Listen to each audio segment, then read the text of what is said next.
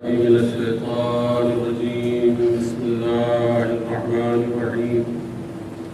الحمد لله رب العالمين، والصلاة والسلام على سيد الأنبياء والمرسلين نبي القاسم محمد. اللهم صل على محمد وآل محمد وعلى الطيبين الطاهرين المعصومين المظلومين، ولعنة الله على أعدائهم أجمعين من الآن إلى قيام يوم الدين. أما بعد، فقد قال الله تبارك وتعالى في كتابه الحكيم وفرقانه الحميد وقوله الحق. بسم الله الرحمن الرحيم. من عمل صالحا من ذكر أو أنثى وهو مؤمن فلنحيينه حياة طيبة. صلوات اللهم صل على محمد وآل محمد. محرم کی یہ چاند رات کے بعد محرم کی 3 تاریخ سن 1444 ہجری، گویا 1400 برس ہونے کے واقعے کربلا کو صرف 16 سال باقی ہے۔ یہ سلسلہ عشرہ مجالس کی 3ری مجلس ہے، جس میں کوشش میں کر رہا ہوں کہ پیغام کربلا اور درس کربلا ہم تک پہنچے اور ہم جنگ کربلا سے یہ سبق لیں کہ کیا کیا اقدار انسانی ہے کہ جو کربلا میں پائے جاتے ہیں، اور وہ ہماری حیات کے لیے مشعل راہ بن سکتے ہیں۔ کل کی مجلس میں کا درس دیتی ہے کربلا، بصیرت کا درس دیتی ہے کربلا، ہمت اور حوصلہ دیتی ہے، اور کربلا میں جو ذات والا صفات شہید الشہداء کی ہے وہ ہمت کا پہاڑ ہے، وہ ہمت کا پہاڑ ہے۔ اب یہاں سے میری گفتگو آج سے شروع ہو رہی ہے کہ سید الشہداء علیہ السلام کو 3 اینگل سے سمجھنے کی ضرورت ہے۔ امام حسین کا تعلق اللہ سے، امام حسین کا تعلق لوگوں سے، اور امام حسین کا تعلق دشمنوں سے۔ اس کو سمجھنے سے پہلے میں کل کے ٹاپک سے متصل ہو جاؤں کہ میں نے عرض کیا تھا آپ کی خدمت میں کہ جب تک ہمت نہیں ہوگی اس وقت تک کچھ نہیں ہو سکتا ہے۔ امیر المومنین نے فرمایا کہ المرء یطیر بجناحی بہمتہ، یعنی انسان اپنے ہمت کی وجہ سے پرواز کرتا ہے۔ ہمت نہیں ہے تو پرواز نہیں کر سکتا ہے، نہ مادی ترقی حاصل کر سکتا ہے نہ روحانی ترقی حاصل کر سکتا ہے۔ ہمت کا سب سے بہترین نمونہ یہ ہے، سب سے بہترین ایگزامپل یہ ہے کہ انسان صرف اور صرف دنیا طلب نہ کرے، یا انسان صرف اور صرف آخرت طلب نہ کرے۔ آپ کو میں بتاؤں کہ پیغمبر اسلام کے پیچھے نماز پڑھنے والا ایک صحابی مغرب و عشاء کی نماز پڑھ کے گیا، رسول اللہ پیچھے مڑے، صحابیوں نے کہا رسول اللہ جو آپ کے پیچھے نماز پڑھ رہا تھا بیمار ہو گیا، شدید بیمار ہو گیا۔ کہا کیوں بیمار ہو گیا؟ کہا چلیے یہ تو نہیں معلوم ہے، آپ چل کے پوچھیے۔ رسول اللہ گئے، دیکھا کہ تم تو ابھی ہمارے پیچھے مغرب کی نماز پڑھ کے آئے تو اتنی جلدی کیسے بیمار ہو گئے؟ تو اس نے کہا رسول اللہ آپ نے نماز میں سورہ قاریہ پڑھا، سورہ قاریہ جس میں قیامت کی شدت کا ذکر ہے۔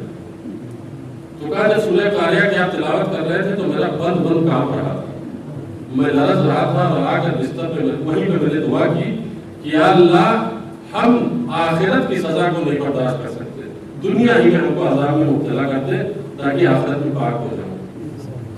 تو جب اس نے یہ دعا کی تو حضور سرور کائنات نے فرمایا کہ نہیں، یہ ہمت کے خلاف دعا ہے،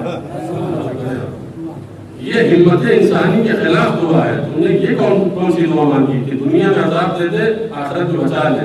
نہیں، تمہیں یہ دعا مانگنی چاہیے جسے قرآن نے سکھایا ہے، ربنا آتنا فی الدنیا حسنۃ وفی الآخرۃ حسنۃ وقنا عذاب النار۔ دنیا میں بھی نیکی عطا کر، آخرت میں بھی نیکی عطا کر۔ اور آخرت کے عذاب سے، جہنم کے عذاب سے ہمیں بچا لے. تو دنیا بھی پیش نظر رہے، آخرت بھی پیش نظر رہے. یہ ہے ہمت کا مفہوم. سید الشہداء امام حسین علیہ السلام کے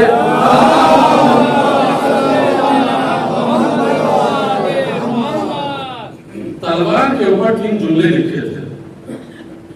پہلا جملہ امام حسین کا یہ تھا، لکھوایا تھا، آپ نے گندا کرایا تھا، البخیل مذموم والحریص محروم والحسود مذموم. 3 جملے، ایک بخیل کے متعلق، ایک حریص یعنی لالچی کے متعلق، اور ایک حسود، حاسد اور حسد کرنے والے سے متعلق. فرمایا البخیل مذموم، بخیل انسان کی کوئی تعریف نہیں کرتا ہے، بخیل انسان مذموم ہے لیکن مذمت ہے. دوسرا جملہ تھا کہ الحریص محروم، لالچی آدمی محروم ہوتا ہے. اور تیسرا جملہ تھا کہ الحسود مذموم، حاسد انسان ہمیشہ غمگین رہتا ہے. وہ جس سے حسد کرتا ہے اس کا کچھ نہیں بگڑتا لیکن خود اس کا بگڑتا ہے. امام جعفر صادق علیہ السلام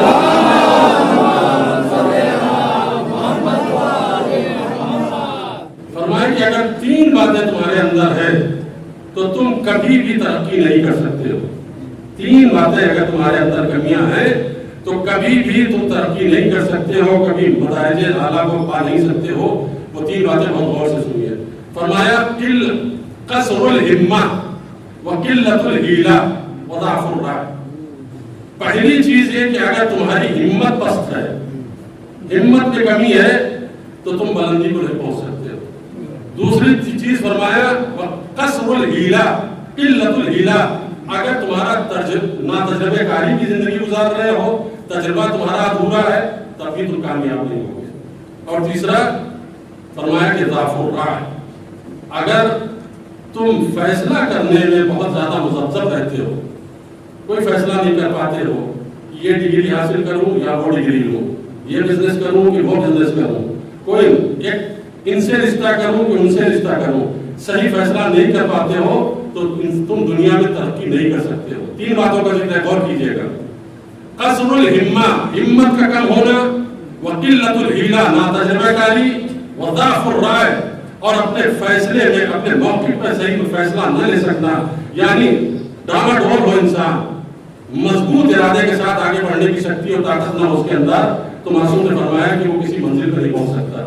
یہ فیصلہ وہ اہم ترین زندگی ہے، اہم ترین شے ہے جو ہماری زندگی کو چینج کر دیتا ہے. توجہ کریں آپ، ایک غلط فیصلہ پستی کی منزل میں لے جاتا ہے، ایک اہم ترین صحیح بر وقت فیصلہ انسان کو بلندی کی منزل پہ لے جاتا ہے. اسی لیے شاعر نے کہا کہ لمحوں نے خطا کی تھی، صدیوں نے سزا پائی. ایک لمحے کی خطا جو غلط فیصلے کے ذریعے سے انسان کرتا ہے تو کتنی چوک ہوتی ہے کہ پھر تاریخ میں اس کا نام و نشان نہیں رہتا. ٹھیک واقعہ کربلا کے اسی سال 61 ہجری میں واقعہ کربلا ہوا، اسی 61 ہجری میں کوفے سے کچھ لوگ کھڑے ہوئے تلوار لے کر شرمندہ ہوئے کہ حسین کا ساتھ کیوں نہیں دیا، پشیمان ہوئے، نادم ہوئے کہ حسین کا ساتھ دینا چاہیے تھا. اب یہ باہر نکلے، ان کو تاریخ نے توابین کے نام سے لکھا، توابین کہلاتے ہیں یہ.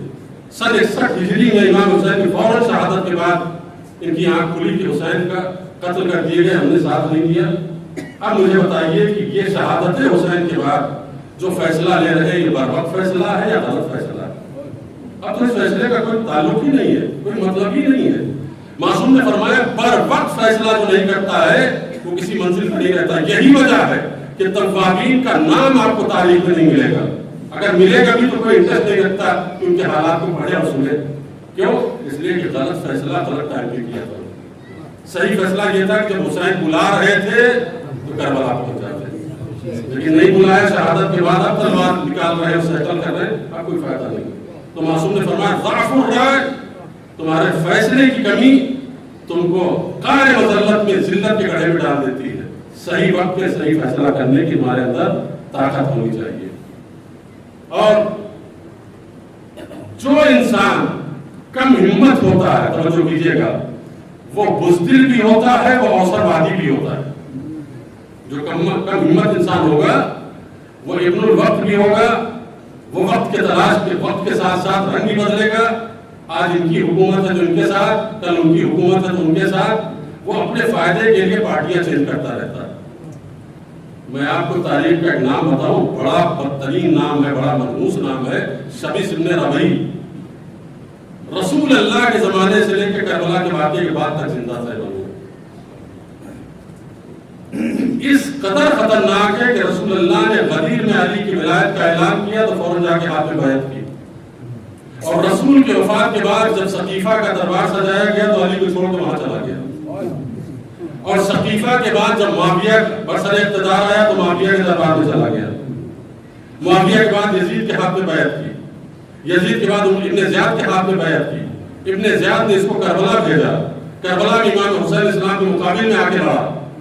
واقع ابن زیاد کے انتقال اور وفات اور موت کے بعد یہ شخص اپنے رویے میں چینجنگ نہیں لایا. اس نے ابن زیاد کے خاتمے کے بعد کیا ہوا، جب مختار برسر اقتدار ہے، زبیر برسر اقتدار ہے تو زبیر کے ساتھ لگ گیا. مختار آئے تو ان کے ساتھ لگ گیا. 80 سال کی عمر میں مرا ہے.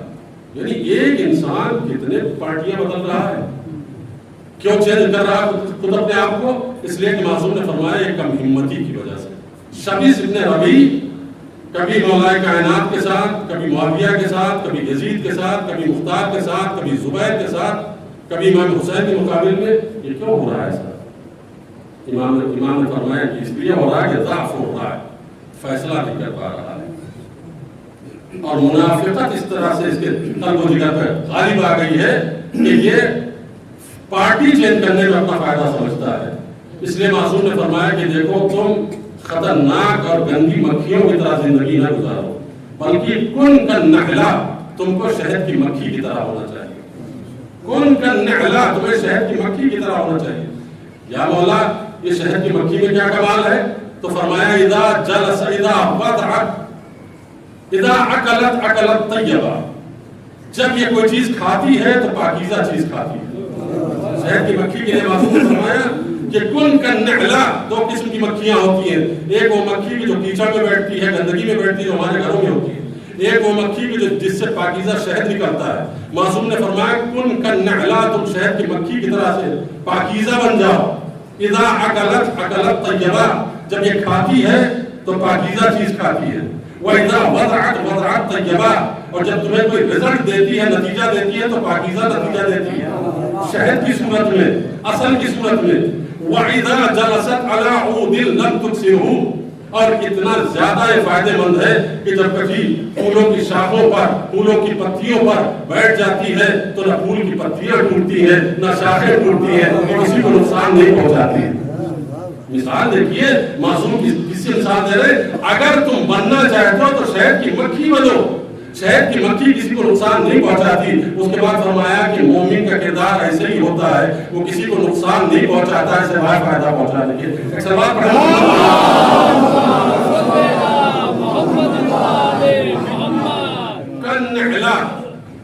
اور میں نے عرض کیا کہ یہ کم ہمتی بخیل بھی بناتی ہے.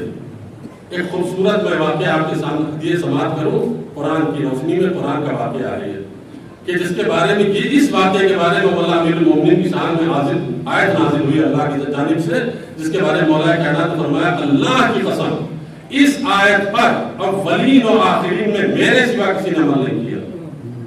میرے سوا اس آیت پر کسی نے عمل نہیں کیا. یہ کون سی آیت ہے؟ اس آیت کو کہتے ہیں آیت نجوہ. غور سے سنیے اس کو. اس آیت کو آیت نجوہ کہتے ہیں. نجوہ عربی میں کہتے ہیں کان میں دھیرے دھیرے کسی سے بات کرنے کو. سرگوشی جواب کرتے ہیں کسی سے چپکے چپکے، جس کو کانا پوشی کہا جاتا ہے. چپکے سے بات کرنا اس کو کہا جاتا ہے نجوہ عربی میں. تو آئے نجوہ نام ہے اس کا. کیوں کہا گیا اس کو آئے نجوہ؟ رسول اللہ کے زمانے میں کچھ لوگ آتے تھے اور دیر تک بیٹھے ہوئے رسول اللہ سے چپکے چپکے باتیں کیا کرتے تھے، اور یہ بات کر رہے ہیں اور دوسرا جو دور بیٹھا ہے اس کو دیکھ کر مسکرا رہے ہیں کہ دیکھو میں رسول اللہ سے اتنا قریب ہوں. تو رسول سے بات کرنا کم مقصود تھا، دوسرے کو تپانا زیادہ مقصود تھا. تو آیت نازل ہوئی خبردار کہ رسول کا وقت نہ برباد کیا کرو. رسول کو اذیت ہونے کے باوجود مرفت کی وجہ سے پیغمبر بنا نہیں کر رہے تھے کسی کو، لیکن اللہ نے محسوس کیا کہ میرے رسول کو تکلیف ہو رہی ہے. آیت نازل ہوئی خبردار میرے رسول سے نجوہ کرنا حرام ہے، منع ہے. اب کوئی اگر نجوہ کرے تو اس پر واجب ہے کہ پہلے صدقہ دے پھر میرے رسول سے نجوا کرے، پہلے صدقہ دے تب آ کے میرے رسول سے کلام کرے۔ آپ کو حیرت ہوگی کہ قرآن یہ نہیں کہا تھا کہ 500 صدقہ دے تب آ کے بات کرے، 1000 دے تب آ کے بات کرے، 1 درہم بھی دے دیتے تو مجاز تھے بات کرنے کے لیے، کلام کرنے کا کی اجازت تھی۔ لیکن یہ آیت جیسے ہی نازل ہوئی، وہ جو پروانے تھے پیغمبر اسلام کے وہ سب غائب ہو گئے۔ صرف ایک کنڈیشن لگی کہ بات کرنے سے پہلے صدقہ دے کر آؤ پھر میرے رسول سے بات کرو، مکمل سناٹا بس میرے رسول، ایک بھی صحابی نہیں۔ مولا امیر المومنین نے فرمایا کہ میرے پاس ایک دینار تھا، اس کو 10 درہم میں چینج کیا اور 10 دن تک اس آیت کا حکم باقی تھا، 10 دنوں تک جاتا تھا، پیغمبر سے سوال کرتا تھا، واپس آتا تھا۔ کوئی ایک صحابی 10 دن میں پیغمبر کے پاس نہیں گیا۔ آپ حیرت زدہ ہے نا؟ اب مسلمان کہتا ہے آپ علی کو کیوں مانتے ہیں؟ مجبوری ہے کہ علی کو مانا جائے۔ جو مسلمان، جو صحابہ پیغمبر کو کے لیے ایک درہم کا خرچ کرنے کے لیے، صدقہ دینے کے لیے تیار نہ ہو، وہ صحابہ بہتر ہے یا مولا کائنات بہتر ہے کہ صدقہ دے رہے ہیں اور پیغمبر سے آگے گفتگو کر رہے ہیں؟ صدقہ دے رہے ہیں کہ کس وجہ سے دوری اختیار ہوئی؟ کم ہمتی کی وجہ سے، بخل پیدا ہوا، بخل کی وجہ سے پیغمبر سے دور ہو گئے۔ مولا کائنات صدقہ دیتے ہیں، آتے ہیں پیغمبر کی بارگاہ اور سوال کرتے ہیں۔ 10 دن 10 سوال کیے حضور سرور کائنات سے۔ وہ 10 سوال کیا تھے وہ میں آپ تک پہنچانا چاہتا ہوں۔ مولا نے فرمایا کہ میں نے پہلے دن صدقہ دیا 1 درہم، پیغمبر کی بارگاہ میں پہنچا اور پہنچ کے کہا یا رسول اللہ مل وفا، یہ جو وفا وفا وفا وفا بہت مشہور ہے، یہ وفا کیا ہے آپ بتائیے؟ تو رسول اللہ نے کہا الوفا شہادت اللہ الہ الا اللہ، وفا یہ ہے کہ اللہ کی وحدانیت کی گواہی دی جائے۔ یعنی اس کا مطلب یہ ہے کہ کوئی بندوں کے ساتھ کتنا بھی بڑا وفادار کیوں نہ ہو، اگر اللہ کی وحدانیت کا منکر ہے تو وہ وفادار نہیں ہے، وہ اللہ کی نظر میں غدار ہے۔ وفا یہ ہے کہ پہلے اللہ کی وحدانیت کا اقرار کرو پھر بندوں کے ساتھ وفا کرو۔ فرمایا مل وفا، فرمایا شہادت اللہ الہ الا اللہ، اللہ کی گواہی دینا یہ وفا ہے۔ کہا میں چلا گیا۔ دوسرا دن آیا، پھر میں نے صدقہ دیا، پھر پیغمبر کی بارگاہ میں پہنچا، پوچھا یا رسول اللہ مل فساد، یہ فساد کیا ہے؟ حضور سرور کائنات نے فرمایا فساد الکفر والشرک، کفر اور شرک دونوں فساد ہیں۔ شرک کا لفظ جو آیا ہے اس کو سمجھیے کہ شرک 2 طرح کا ہوتا ہے، ایک شرک جلی ہے، ایک شرک خفی ہے۔ شرک جلی یہ ہے کہ آپ ڈائریکٹ اللہ کا شریک بنا دیں کسی کو اور کہیں یہ بھی خدا ہے وہ بھی خدا ہے، دونوں ایک جیسے ہیں، یہ ہے شرک جلی، یہ معاف ہونے والا نہیں ہے۔ ایک ہے شرک خفی، یعنی پوشیدہ چھپا ہوا چھوٹا شرک، وہ کیا ہے؟ معصوم سے پوچھا کہ مولا شرک خفی کیا ہے؟ معصوم نے فرمایا ریاکاری، دکھاوا، یہ شرک خفی ہے۔ یعنی اگر عبادت آپ کرتے ہیں اس نیت کے ساتھ کہ بندے ہماری تعریف کریں، ماتم کرتے ہیں اس نیت کے ساتھ کہ لوگ ہماری تعریف کریں، مجلس پڑھتے ہیں اس نیت کے ساتھ کہ لوگ ہماری تعریف کریں، یہ شرک خفی ہے۔ امام نے فرمایا کہ اللہ کا کرم ہے کہ شرک خفی کو اللہ معاف کر دیتا ہے، ورنہ کوئی جنت میں نہیں جائے گا۔ ایک سوال پڑھے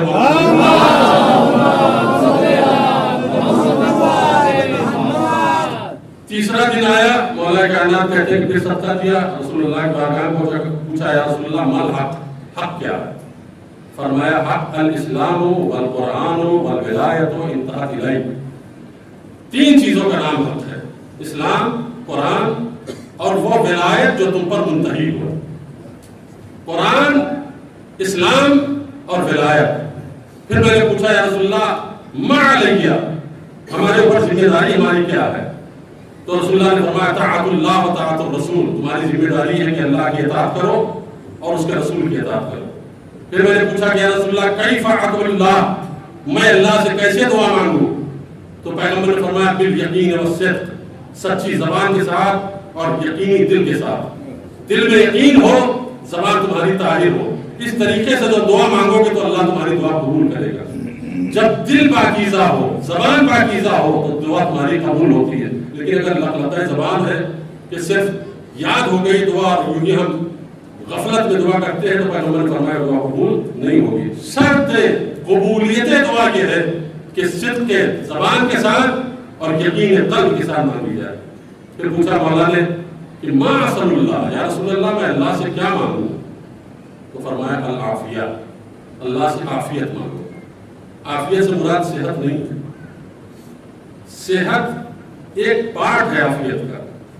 عافیت کہتے ہیں سلامتی کو، یعنی مکمل ہر اینگل سے سلامتی مانگی جائے، اس کو عافیت کہا جاتا ہے۔ دین میں سلامتی، جسم میں سلامتی، اولاد میں سلامتی، خاندان میں سلامتی، ایمان میں سلامتی، ہر اعتبار سے سلامتی جو مانگی جائے اس کو کہا جاتا ہے عافیت۔ تو مولا پوچھ رہے ہیں رسول اللہ میں اللہ کی بارگاہ میں کیا مانگوں؟ فرمایا العافیت، اللہ سے عافیت مانگو، یعنی یہ اللہ ہمارا دین سلامت رہے، ہماری اولاد سلامت رہے، ہمارا جسم سلامت رہے، ہمارا ایمان سلامت رہے، یہ مانگو۔ اس کے بعد پوچھا یا رسول اللہ ماذا اصنع لنجات نفسی، ہم اپنے نجات کے لیے کیا کریں؟ تو فرمایا کل طیبہ وقل صدقہ، پاکیزہ کھاؤ اور سچ بولو۔ اگر یہ چاہتے ہو کہ نجات پا جاؤ تو پاکیزہ کھاؤ اور سچ بولو۔ کہا یا رسول اللہ مسرور، خوشی کس بات میں ہے؟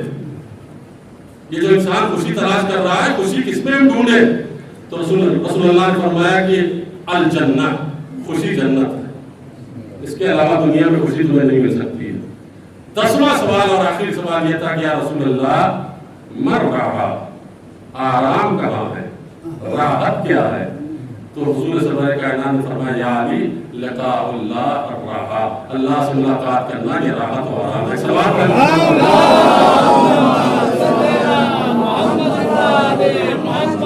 اللہ سے ملاقات یہی راحت و آرام ہے۔ یہ سوالات مولا کائنات نے کیے، اس کے بعد بتایا کہ یہ وہ آیت ہے کہ جس پر میرے سوا کسی نے عمل نہیں کیا۔ اس آیت پر کسی بھی صحابی نے عمل نہیں کیا۔ مولا کائنات نہ جانے کتنے ایسے اعمال ہیں کہ جن کا مقابلہ کوئی بھی دنیا کا انسان نہیں کر سکتا۔ آئیے اس منزل کی طرف کہ میں نے عرض کیا کہ امام حسین علیہ السلام کے 3 اینگل سے ہم کو پہچاننے کی ضرورت ہے۔ ایک ہے کہ امام حسین کا رابطہ اللہ سے کیا ہے، دوسرا امام حسین کا رابطہ بندوں سے کیا ہے، اور تیسرا دشمنوں سے کیا ہے۔ بندوں سے پہلے میں گفتگو کرنا چاہتا ہوں، امام حسین کا رابطہ بندوں سے کیسا ہے؟ ہم نے جو امام حسین کو پہچانا ہے وہ عاشور کی بات سے پہچانا ہے۔ صرف کربلا کے 10 محرم سے ہم نے امام حسین کو پہچانا۔ اس کے پہلے کی زندگی کیا ہے امام حسین کی، ہم بالکل بے خبر ہیں۔ ہم کو پتہ ہے امام حسین کے اندر کیا پاور ہے اور کیا طاقت ہے۔ ضرورت اس بات کی ہے کہ ہم پہچانے کربلا سے پہلے کی زندگی امام حسین کی کیا، امام حسین سن 61 ہجری سے پہلے کے کیا کمالات رکھتے ہیں، بندوں کے ساتھ امام حسین کا کیا سلوک ہے، کیا کارنامہ ہے۔ بندوں کے ساتھ یہ عمل ہے امام حسین کا کہ جب کوئی بندہ آپ کے دروازے پہ آتا ہے سوال کرنے کے لیے تو امام حسین خط دیتا ہے امام کو، خط کھول کے دیکھتے بھی نہیں، فرماتے ہیں کہ تیری حاجت پوری ہے، تیری حاجت پوری۔ وہ کہتا ہے کہ مولا پڑھ لیجئے، آپ نے کہا کہ نہیں، جو کچھ تم نے لکھا ہے وہ تمہیں دیا جا رہا ہے۔ امام محمد سے جانتے ہیں، منگاتے ہیں گھر سے تھیلی، اس کے حوالے کرتے ہیں۔ جب چلا جاتا ہے سائل تو پہلو میں کھڑا ہوا شخص پوچھتا ہے مولا آپ نے پوچھا بھی نہیں، خط بھی لے کے نہیں پڑھا؟ کہا کہ نہیں پڑھنا چاہتا تھا۔ کہا کیوں نہیں پڑھا آپ نے؟ کہا اس لیے نہیں پڑھا کہ جب تک کوئی خط پڑھتا تب تک وہ سائل شرمندگی سے میرا چہرہ دیکھتا۔ پہچانیے اپنے امام کو، پہچانیے اپنے معصوم کو، اپنے آقا کو، کس کا غم مناتے ہیں آپ اور کس کے امامت پر فخر کرتے ہیں آپ کہ اللہ نے ان کے دامن سے ہم کو متمسک کیا ہے۔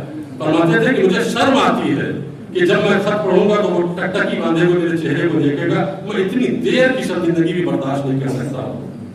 اور پھر اس کے بعد فرمایا کہ کہیں خدا نہ خواستہ جس طرح سے وہ مجھے حیرت سے دیکھ رہا ہے، حسرت سے دیکھ رہا ہے، کہیں روز قیامت اللہ بھی اتنی دیر کے لیے مجھے بھی نہ روک لے۔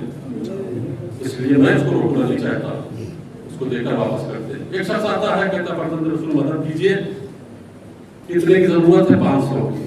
امام نے کہا 1000 لا کے دے دو۔ اس کو 1000 کی ضرورت نہیں ہے، 500 کی ضرورت۔ اس نے کہا کہ مولا مجھے 500 کی ضرورت ہے۔ کہا نہیں، لے جاؤ، یہ تمہارے کام آئے گی، تمہارے بچوں کے۔ 500 خرچ کر دینا، اس کے بعد جب آگے کا خرچے کی ضرورت ہوگی تو یہ اپنے استعمال میں لانا۔ جب وہ جانے لگا تو امام نے کہا یہاں رکو، میرے پاس آؤ، میری ایک نصیحت سن لو۔ کہا مولا بتائیے، آپ نے میرے پر احسان کیا، میں آپ کی نصیحت سنوں گا۔ اور دیکھیں نصیحت تبھی اچھی لگتی ہے جب احسان کر کے کی جائے۔ سلام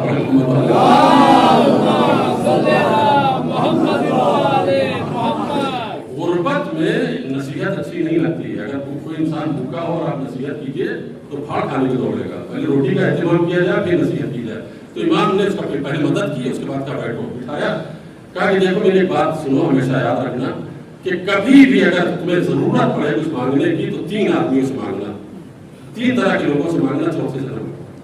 तब मौला बताइए, मैं एहतियात करूंगा, आपके बात में अमल करूंगा। वो कौन से 3 अफराद हैं? इमाम ने फरमाया ज़ी दीन औ ज़ी मुरव्वतिन औ ज़ी हसबिन। या तुम हमेशा दीनदार से मांगना, या मुरव्वतदार मर्द इंसान से मांगना जिसके अंदर मर्दानगी पाई जाती हो, और या खानदानी आदमी से मांगना।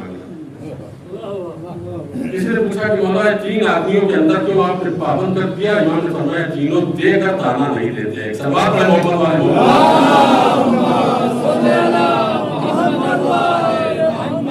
या दीदार से मांगना, या मुरव्वतदार से मांगना, या साहिब नसब खानदानी इंसान से मांगना, और बाकी किसी से सवाल न करना। उसामा अहले बैत इस वक्त तहारत का वफादार नहीं है, अमीरुल मोमिनीन की विलायत का इनकारी है, लेकिन बीमार हुआ तो सईदुल शुहदा का किरदार देखिए। करबला के वाक़े से पहले इमाम हुसैन को समझने की कोशिश कीजिए। बात करबला तो बहुत सुना है आपने कि शहादत के बाद क्या मज़ालिम हुए इमाम मज़लूम पर, लेकिन करबला से पहले हुसैन का किरदार, हुसैन की जिंदगी क्या है?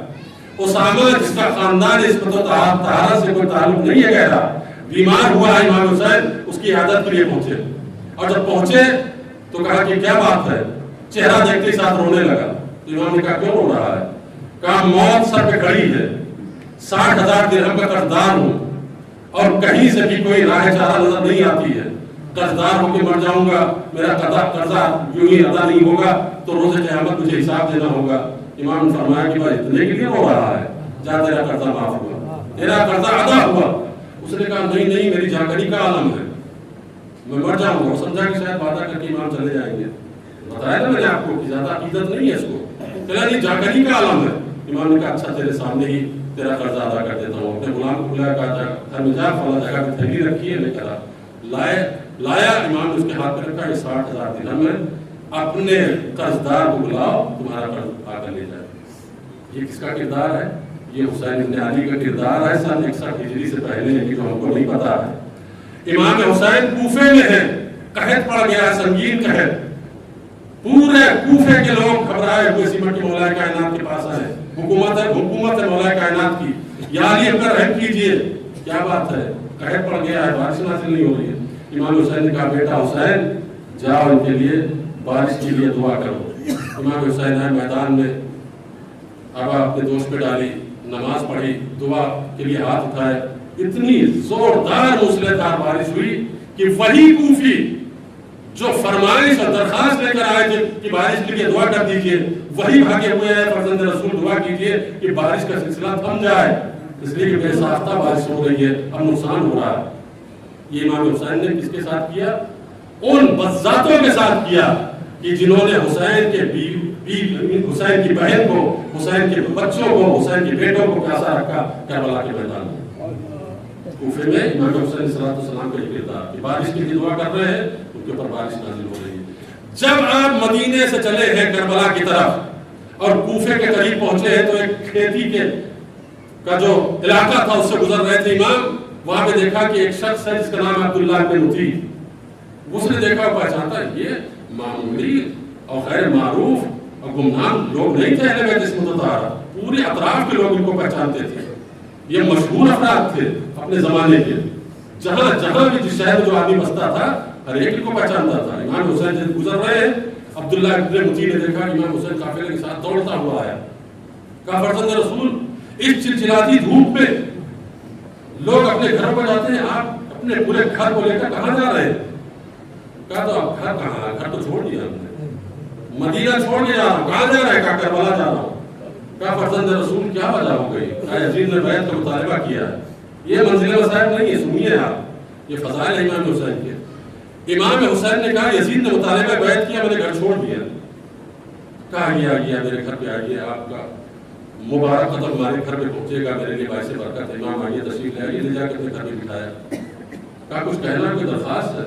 अब्दुल्लाह बिन उती ने कहा कि मौला ये जो खेती आप देख रहे हैं हमारी पामाल हो जाने, बर्बाद हो जाएगी। क्यों बर्बाद हो जाएगी?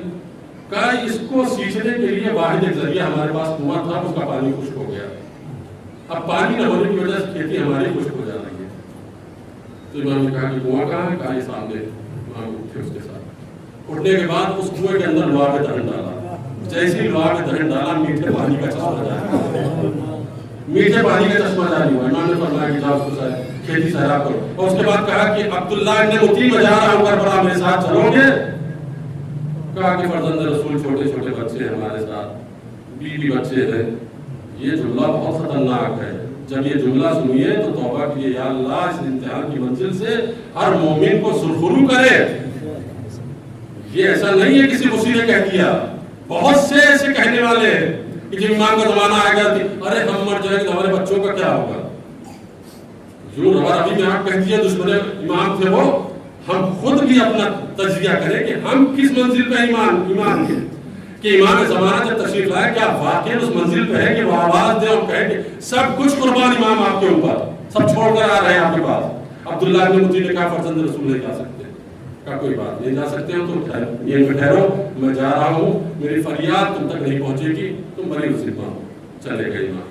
یہ ایک منزل ہے کہ جہاں پر امام کا کردار ہے بندوں کے ساتھ اس طریقے سے احسان کرتے ہوئے گزر رہی ہے زندگی، اور اللہ کے ساتھ امام کا کیا کنیکشن ہے، کیا رابطہ ہے۔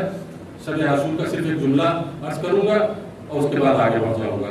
امام حسین کا اللہ کے ساتھ اتنا گہرا رابطہ ہے، کنیکشن ہے کہ شب عاشور جناب ابو الفضل عباس ایک جملہ کہہ کے فوج یزید کے پاس بھیجا تھا کہ بھیا جا کر فوج یزید سے کہہ دو کہ مجھے ایک رات کی مہلت دے دے۔ کیوں ایک رات کی مہلت دے دے؟ اس لیے کہ انی احب الصلاۃ لک وتلاوت کتابہ والاستغفار، اس لیے کہ میں نماز پڑھنے سے محبت کرتا ہوں، میں قرآن کی تلاوت سے محبت کرتا ہوں، میں استغفار سے محبت کرتا ہوں، یعنی میں اللہ سے لو لگائے رہوں، اللہ کا ذکر کرتا رہوں، اس سے محبت ہے۔ یہ حسین کا رشتہ ہے اللہ سے، اور حسین کا رشتہ دشمنوں سے بس ایک ہی مثال آپ کے سامنے بیان کرنے کی ضرورت نہیں ہے کہ پیاسا لشکر آیا ہے، اسلحے میں ڈوبا ہوا، معلوم ہے کہ دشمن ہے، یہ قتل کرنے کی نیت سے آئے ہیں، اس کے باوجود اپنے صحابیوں کو حکم دیا گیا کہ ان کو پانی پلاؤ، سب کو پانی پلایا جا رہا ہے، اور کہ پورے لشکر کو پانی پلایا۔ کون ہے اس کردار بلند کردار کا حامل کہ جو اپنے دشمن کو پانی پلائے؟ امام حسین بتا رہے ہیں کہ دیکھو ہمارا کردار دشمن کے ساتھ کیا ہے۔ امام حسین علیہ السلام زندگی میں یوں اپنا کردار دنیا کے سامنے بکھیرتے ہوئے جا رہے ہیں، اور جب عصر عاشور خیمے سے مقتل کی طرف جانے لگے تو وہاں بھی درس دیتے ہوئے جا رہے ہیں۔ اپنے بچوں کو جمع کیا، اپنے سامنے بٹھا کر فرمایا استعدوا للبلا، میرے بچوں میری بہنوں اب بلا کے لیے تیار ہو جاؤ، استعدوا للبلا، بلا کے لیے تیار ہو جاؤ۔ یہ کس کا جملہ ہے؟ سید الشہداء کا۔ اور اس کے بعد جو رزلٹ بیان کیا ہے جنگ کا اس پر غور کیجئے۔ فرمایا کہ واللہ حافظکم وحامیکم وسینجیکم من شر الاعداء، اے زینب گھبرانا نہیں، اللہ تمہارا محافظ و مددگار ہے، اور اللہ تم کو دشمنوں کے شر سے بچائے گا۔ اور اس کے بعد دشمنوں کے لیے کہا کہ دشمنوں کے کو طرح طرح کے عذاب میں مبتلا کرے گا، یعنی حسین جنگ سے پہلے نتیجے جنگ کا اعلان کرتا ہے۔ ایک سوال پڑھے محمد والے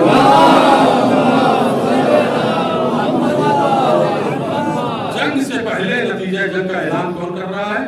سید الشہداء امام حسین علیہ السلام، کہ میں دیکھ رہا ہوں کہ کیا ہونے والا ہے، اور فرمایا کہ میرا دشمن بدترین طریقے سے مارا جائے گا، اور جو فرمایا تھا وہی ہوا۔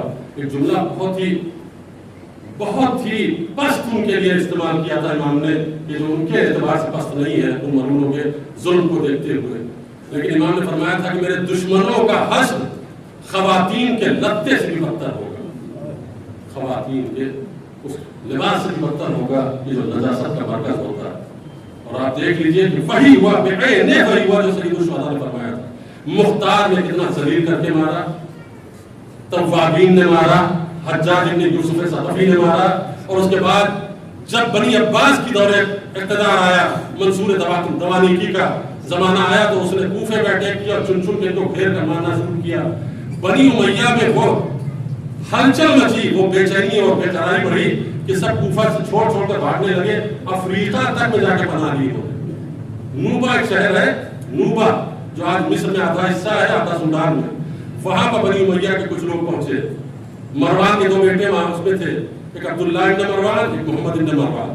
ये दोनों घबराए हुए वहां पहुंचे। ईसाई हाकिम है वहां का, कहा कि हमको बचाओ, जान के मार दो। फोटो पे पपड़ियां पड़ी हुई, चेहरे मुरझाए हुए, फटे हाथ, लिबास फटे हुए। जब वहां पहुंचे तो उसको तरस आया, ये तो बहुत ही बुरे हालात में, बुरी कंडीशन में, कहाँ से आए हो? कहा कि हम कूफे से आ रहे हैं। कहा ठीक है, तो रखो मेहमान के तौर पर। मेहमान के तौर पर रखा गया, खाना दिया गया। 3 दिन जब खत्म हुए तो तीसरे दिन शाह नूबा इनके पास आया, जो ईसाई था, और आने के बाद उसने कहा कि ये बताओ कि तुम्हारा मज़हब क्या है?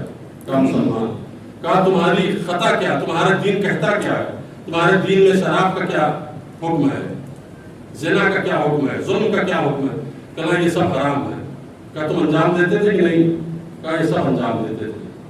कहा यही वजह है तुम्हारी नाबूदी का, तुम्हारे ऊपर जो अजाब आया है इसी वजह से आया है कि दीन कुछ कहता है, अमल तुम कुछ करते हो। लिहाजा मैं ऐसे अफराद को अपने घर में पनाह नहीं दूंगा, निकल जाओ हमारे घर से, कबल इसके कि अल्लाह का अजाब तुम्हारी वजह से हमारे घर पे आ जाए। उनको बाहर निकाला। ये घोड़े में सवार होकर आ रहे थे, सहरा में मंसूर के फौजियों ने इनको गिरफ्तार किया, ले जाके कैद में बंद किया। उसके बाद इनको बेदर्दी से कत्ल किया। पता ढूंढते हुए, मालूम करते हुए मंसूर दमालिकी के सिपाही इधर तलाश कर रहे हैं कि अब्दुल मलिक कहाँ। किसी ने कहा मर गया है सहराए अफ्रीका में। कहा कब्र कहाँ है? कहा फला जगह पे। तलाश करने के बाद कब्र ढूंढी गई, कब्र ढूंढ कर खोदी गई। लाश को अब्दुल मलिक के निकाला गया, उसको टुकड़े टुकड़े किया गया, उसको जलाया गया। सैयदुल शुहदा ने क्या फरमाया था? मेरा दुश्मन बुरी तरीके से बुरे बुरे अजाब में मुब्तला होगा। ये है सदाकत ज़बान सैयदुल शुहदा। जो फरमाया था वो लफ्ज़ बलफ्ज़ पूरा हो रहा है। ये शहजादी से फरमाया था अल्लाह तुम्हारा मुहाफिज है, अल्लाह तुम्हारा हामी है, तुम्हारा कोई कुछ नहीं बिगाड़ सकता, और दुश्मनों पर अल्लाह का अज़ाब नाज़िल होगा।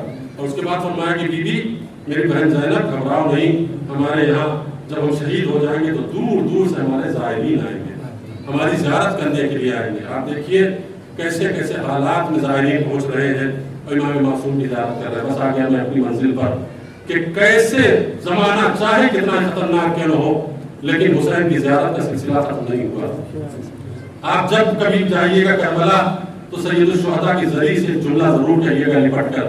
ये जुमला मेरा याद रखिएगा, बड़ा काम आएगा महशर में कि आपके जब ज़री है सैयदुल शुहदा पे लिपटिएगा तो जुमला कहिएगा कि मौला लाख हालात खराब थे, सफर की सोबतें थी, गर्मी और ठंडक थी, किसी चीज की परवाह नहीं की, ढूंढ कर आपके रोजे तक हम आ ही गए। मौला जब हश्र के हंगाम में हुजूम हो और वहां पर हम आपको तलाश न कर सके तो या हुसैन यहाँ मैंने आपको ढूंढ लिया है, वहां आप मुझे तलाश कर लेना, वहां आप मुझे ढूंढ लेना। या हुसैन मेरे मजलूम इमाम हम आपको तलाश करते हुए यहाँ आ गए हैं, लेकिन महशर के हंगाम में हो सकता है हम आपको न ढूंढ पाए, करम कीजिएगा वहां हमको तलाश कर लीजिएगा और अपनी सिफात का हमको हकदार बनाइएगा। अहले अज़ा हुसैन इब्न अली करबला पहुंच गए और करबला की तपती जमीन पर जब चलते चलते घोड़ा रुका है तो इमाम मासूम से किसी ने कहा ये करबला है। आपने फरमाया हाज़िही करबी व बला, ये जमीन करबो बला है, बस यही मेरी आमादगाह है, यही मेरी पनाहगाह है, यही के लिए मुझसे वादा हुआ था। हुसैन घोड़े से उतरे और उतरने के बाद करबला में हुसैन इब्न अली ने एक अमल अंजाम दिया। पूछा कि यहाँ पर इस जमीन का मालिक कौन है? बताया गया कि बनी असद का कबीला इस जमीन का मालिक है। आपने फरमाया कि उनको बुलाओ। वो आए, मर्दों से कहा कि मैं जमीन खरीदना चाहता हूँ। 4 मील मुरब्बा इमाम हुसैन ने जमीन करबला को खरीदा है। 4 मील मुरब्बा यानी 1 मील, 1-1 मील चारों तरफ, इतना वसीम रकबा खरीदा इमाम हुसैन ने। कितने में? 60,000 दिरहम। 60,000 दिरहम दिया उनको और देने के बाद वो जाने लगे तो इमाम ने कहा बैठो, देखो यहाँ पर हम 8 दिन के मेहमान हैं, 8 दिन के बाद हम शहीद हो जाएंगे। जब हम शहीद हो जाएं तो तुमसे हमारी वसीयत और नसीहत ये है कि तुम चले आना हमारे कब्रों पर हमारे लाशों को दफन कर देना, अगर कोई खौफ ना हो तो चले आना, दफन कर देना। उसके बाद वो जाने लगे, इमाम ने कहा कि तुम जा रहे हो अपनी औरतों को भेज देना। वो गए, कहा कि सैयदुल शुहदा ने तुमको बुलाया है। औरतें आई रोती हुई इमाम के पास, कहा मौला आपने जहमत क्यों की है, क्यों बुलाया हमको? इमाम ने फरमाया कि देखो तुम्हारे मर्द अगर इन्हें जात के खौफ से ना आ सके तो हमारी शहादत के बाद तुम पानी भरने के बाद बहाने फुरात पे आना और हमारे लाशों पे की गुट्ठी खाक डाल के चली जाना। औरतें रोती हुई वापस गई और उसके बाद इमाम ने फरमाया कि जा रही हो तो अपने बच्चों को भेज देना। हाँ, जाकर उन औरतों ने अपने बच्चों को भेजा। वो जब बच्चे छोटे छोटे आए, इमाम ने उनके सरों पे हाथ रखा और फरमाया, बच्चों तुम्हारे बुजुर्ग अगर खौफ यजीद से यहाँ ना आ सके हमको दफन करने के लिए तो तुम खेलते हुए मक्तल में चले आना और करबला की खाक उठाकर हमारे लाशों पे डाल देना। ये कौन मजलूम है कि जो इस तरीके से वसीयत कर रहा है कि मेरी लाश को दफन कर देना। कभी मर्दों से वसीयत, कभी औरतों से वसीयत, कभी बच्चों से वसीयत। अहले अज़ा हुसैन इब्न अली का गम मनाने के लिए आप बैठे हैं, हुसैन के नाम पे आप सर्फ करते हैं, पैसा खर्च करते हैं। ये आपका एक एक पैसा क़यामत में आपके काम आने वाला है। ये जुमला जो मैं आपको कह रहा हूँ, मुझे मेरी कोई किसात नहीं है कि मैं कोई दावा करूं, कोई चैलेंज करूं। इमाम मासूम की हदीस अगर हमारे पेशे नजर न होती तो हम ना कहते। छठे इमाम ने फरमाया कि हमारे जद के गम में और उनकी मजलिस में अगर कोई आदमी 1 दिरहम खर्च करता है तो अल्लाह उसको 1000 दिरहम अता करता है, उसको 1000 दिरहम और 1000 सवाब अता करता है। और उसके अलावा अल्लाह उसको रोज़ क़यामत उसके गुनाहों को माफ कर देगा, जन्नत में उसको मकाम अता करेगा। ये है इमाम हुसैन अलैहिस्सलाम के नाम पे खर्च करने का फायदा। ये दुनिया में भी फायदा है और आखिरत में भी फायदा है। और एक बात और सुन लीजिए, एक आयतुल्लाह है, आयतुल्लाह मज़ाहिरी। हमारे जमाने में जब मैं कुम में था तो उनके दर्स अखलाक में कई मरतबा में गया, आजकल इस्फहान में। वो कह रहे थे कि इमाम हुसैन अलैहिस्सलाम की मजलिसों की कीमत को, कदर को पहचानो। इमाम हुसैन की मजलिस में क्या कुछ मिलता है कज़ादार को, उसको कोई महसूस नहीं कर सकता। आयतुल्लाह दस्तगैब शिराजी के हवाले से वाक़या नक़ल करते हैं कि आयतुल्लाह दस्तगैब शिराजी फरमाते थे कि मुझसे एक मर्द मोमिन सैयद ने आके बयान किया कि शिराज में एक वबा आई थी, सब बीमार हो गए थे। हमारे घर में हमारे बच्चे बीवी सब बीमार, बिस्तर में लेटे हुए, सब तड़प रहे थे। मेरे पास पैसा नहीं कि डॉक्टर के पास ले जाओ।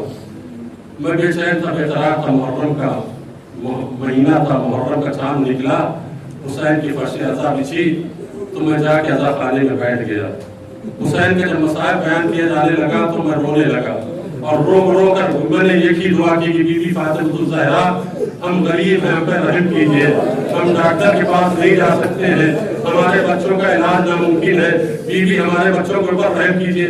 वो शख्स कहता है, खुदा की कसम मजलिस खत्म हुई, मैं अपने घर पहुंचा। अब जो घर पहुंचा तो मैंने देखा घर में हलचल है, सभी मुस्कुरा रहे हैं, बच्चे दौड़ रहे हैं। मैंने कहा क्या मंजर देख रहा हूँ। बेटी सामने एक कहा, बाबा जब आप मजलिस गए थे तो बीबी फातिमा ज़हरा मेरे घर आई थी। दो आयतुल्लाहों के हवाले से वाक़या मैं नक़ल कर रहा हूँ। आयतुल्लाह दस्तगैब शिराजी, आयतुल्लाह मज़ाहिरी के हवाले से वो कहते हैं कि बेटी ने कहा कि बाबा हम बड़े खुशनसीब हैं, जब आप मजलिस गए तो बीबी शहजादी फातिमा ज़हरा हमारे घर आई थी। और बाबा हमारी खुशनसीबी ये है कि तन्हा नहीं आई थी, हमारे मौला आका इमाम हुसैन भी तशरीफ लाए, हमारे आका मौला हुसैन से गरीब सैयदुल शुहदा भी तशरीफ लाए थे। कहा क्या किया उन्होंने आके? कहा बाबा जब आप मजलिस गए तो बीबी अपने बेटे के साथ इमाम हुसैन के साथ हमारे घर में आई और आने के बाद इमाम मज़लूम से फरमाया, हुसैन जितने बीमार हैं सबके सर पे हाथ फेरो, जितने बीमार हैं सबके सर पे हाथ फेरो। तो इमाम हुसैन ने सबके सर पे हाथ फेरा। जितने बीमार थे मेरे सर पे, मेरे बहनों के सर पे, मेरे भाइयों के सर पे, और सर पे हाथ फेर कर जब मेरे माँ की मंजिल आई तो सैयदुल शुहदा ठहर गए, सैयदुल शुहदा ठहर गए। जब ठहरे तो शहजादी फातिमा ज़हरा ने कहा, बेटा ये क्या बीमारी में मर जाएगी, इसके ऊपर भी काम करो। तो इमाम मासूम ने फरमाया कि अम्मा मैं कैसे इसके हाथ पे सर हाथ फेरूं, इसके सर पे हाथ नहीं फेर सकता। कहा क्यों? कहा इसलिए कि ये बेनमाजी है, ये नमाज नहीं पढ़ती है, मैं कैसे इसके ऊपर तरहम करूं, मैं कैसे इसके ऊपर रहमत करूं। अल्लाह की कसम ये दुआ आयतुल्लाह ने बयान किया। इमाम ने फरमाया मैं इसके ऊपर कैसे करम करूं, ये नमाज नहीं पढ़ती है। मासूम सैयदा ने फरमाया कि बेटा ठीक है अगर ये नमाज नहीं पढ़ती, लेकिन इसका शौहर बड़ी बेकरारी से मजलिस में शौहर बड़ी बेकरारी से मजलिस में रो रहा है, उसकी वजह से इसको माफ कर दो, इसके सर पे हाथ फेरो। सैयदा है ना, सैदानी है, इमाम हुसैन की महरम है, औलाद है, हुसैन ने हाथ फेरा, उसको भी शफा मिल गई। एक मरतबा तड़प के कहती है, ए सैयदा के लाल तेरे करम पे सबके कि जब गरीब आपका बीमार होता है तो आप तरस खाने के लिए, उसको शफा देने के लिए घर में आते। ये है मजलिस हुसैन की बरकत कि अगर कोई मजलिस में शिरकत करता है, जब बहते हुए आंसुओं के साथ आप दुआ करें तो आपकी दुआ रद्द नहीं होती है। ये रिवायत में आया है कि जब आपके आंसू बह रहे हो तो दुआ किया कीजिए, आपकी दुआएं मकबूल होती है। यही पे दुआ कीजिए कि इस साल अल्लाह आपको ज़ियारत हुसैन का शरफ नसीब करे, इस साल हुसैन आपकी ज़ियारत के लिए बुलाए। बस एक जुमला और सुन लीजिए अहमद तमाम। आज की तारीख वो है कि शहजादी ज़ैनब अपने भाई से कहती है, भैया लश्करे यजीद से पूरा मैदान करबला भर गया, क्या इस कायनात में तुम्हारा कोई चाहने वाला नहीं? तो इमाम ने फरमाया, बहन क्यों नहीं? कहा भैया फिर कब बुलाओगे? अब तो पूरा मैदान करबला दुश्मनों से छलक रहा है। इमाम ने फरमाया, खत लिखा। खत किसको लिखा? हबीब इब्न मज़ाहिर को। मिनल हुसैन गरीब इला रजुल फकीर, एक गरीब हुसैन की तरफ से रजुल फकीर को, ए हबीब मैं करबला आ गया हूँ, मेरी बहनें मेरे साथ है, मेरी बच्चियां मेरे साथ है, अगर मुनासिब समझो तो मेरी मदद को आ जाओ। ये नामा देकर हुसैन ने रवाना किया। जब नामा लिख चुके तो शहजादी ज़ैनब ने फरमाया, भैया एक इबारत का और इजाफा कर दो। कहा बहन क्या लिखूं? शहजादी ने फरमाया, भैया इसके नीचे लिखो, ए या हबीब अल अजल अल अजल अल अजल, हबीब आने में जल्दी करना, अगर देर हो गई तो खानदान फातिमा तबाह हो जाएगा, हबीब आने में देर न करना। वज़ीर हबीब का हबीब ने इमाम ने लिखा, हबीब के हवाले किया। वो कासिद लेकर कूफे पहुंचा और कूफे में दस्तक दी। हबीब खाने के लिए बैठे थे, एक मरतबा दरवाजा खोला। कहा कौन? कहा हुसैन का कासिद हूँ। खत लिया, पढ़ा कि मुसीबत में गिरफ्तार हूँ, मेरी बहनें करबला में हैं, हबीब आ जाओ। हबीब घर में आके बैठ गए। बीवी ने पूछा कि किसका खत है, क्या लिखा है? कहा कुछ नहीं, मौला ने खत लिखा है, करबला पहुंच गए। कहा तुमने क्या सोचा है? कहा कि मैंने यही सोचा है कि मैं चला जाऊंगा तो तुम्हारा क्या होगा। जब उसने सुना कि हबीब ये जवाब दे रहे, एक मरतबा तड़प के खड़ी हुई है, मक्तल करूंगा है, और मैं हबीब मेरी चादर तुम ओढ़ो और तुम घर में बैठो, मैं तलवार लेकर जाऊंगी फर्जंद फातिमा की मदद के लिए। हबीब तुम्हें रसूल का नवासा मदद के लिए पुकारे और तुम बहाना करो। पर ये सुनना था एक मरतबा हबीब तड़प गए, बीबी मैं तेरा इम्तिहान ले रहा था, अरे ये कैसे मुमकिन है कि मेरा मौला मुझे मदद के लिए पुकारे और मैं उसकी नुसरत के लिए न जाऊं। ये कह के जनाब हबीब ने अपने गुलाम को बुलाया। कहा गुलाम तेरा घोड़ा ले जाकर कूफे के बाहर इंतजार करना, मैं आ रहा हूँ। घोड़े को लेकर कूफे के बाहर खड़ा है। एक मरतबा आने में देर हुई, देखा कि घोड़े की आंखों से आंसू बह रहा है। गुलाम ने उसके सर पे थपकी दी और थपकी लेने के बाद कहता, मेरे आका के घोड़े, अगर आका नहीं आया तो मैं तेरी पुष्प पे सवार होकर हुसैन की मदद करने के लिए जाऊंगा। अरे भाई ये जुमला हबीब ने सुन लिया, मुंह पे तमाचे मारे, या हुसैन ये गुर्बत, हुसैन ये मजलूमियत, ये गुलाम जान लेने के लिए तैयार। हबीब घोड़े पे सवार हुए, मुस्लिम ने उस अजर को लिया, मक्तल में पहुंचे। करबला में दूर से हुसैन ने देखा, फरमाया अब्बास अली अकबर जल्दी जाओ पेशवाई के लिए, मेरे बचपन का दोस्त हबीब आ गया। दोनों शहजादे आगे बढ़े। एक मरतबा हला हुआ, बोला हुआ लश्कर हुसैनी में ये आवाज असहाब हुसैनी के खैमे में पहुंची। शहजादी ज़ैनब ने कहा, फिजा ये शोर कैसा है? कहा बीबी आपको नहीं मालूम है, हुसैन के बचपन का दोस्त हबीब आ गया है। बीबी ने कहा, फिजा जाके हबीब को मेरा सलाम कह दे। एक मरतबा खैमे का पर्दा पलटा। फिजा ने कहा, हबीब बड़े खुशनसीब हो, अली की बड़ी बेटी तुम्हें सलाम कह रही है। अरे हबीब ने सर से मामा उतारा, ये दिन है बैत की बेकसी का कि अली की बेटी मुझे सलाम कह। मैं कहूँगा हबीब बड़े खुशनसीब हो कि अभी वो मंजर तुमने नहीं देखा, पूरा खैमा सलामत, ज़ैनब की चादर सलामत। अरे असरे आशूर के बाद जब खैमों में आग लग जाएगी, बीबियां खैमे से दूसरे खैमे में और सर से चादरें छिन नहीं होंगी। رشد أحمد وعجانا داعي سيدي مولاي من لي غير أسأله كشف ضري والنظر بجوري أمن يجيب المضطر إذا دعاه ويكشف السوء أمن يجيب المضطر إذا دعاه ويكشف السوء أمن يجيب المضطر إذا دعاه ويكشف السوء أمن يجيب المضطر إذا دعاه ويكشف السوء أمن يجيب المضطر إذا دعاه ويكشف السوء اللهم اعفو لوليك الحجة من أسألك صلواتك عليه وعلى آبائه في هذه الساعة وفي كل ساعة وليا وحافظا وقائدا وناصرا ودليلا معينا حتى تسكنه أرضك توبا وتمتعه فيها طويلا اللهم صل على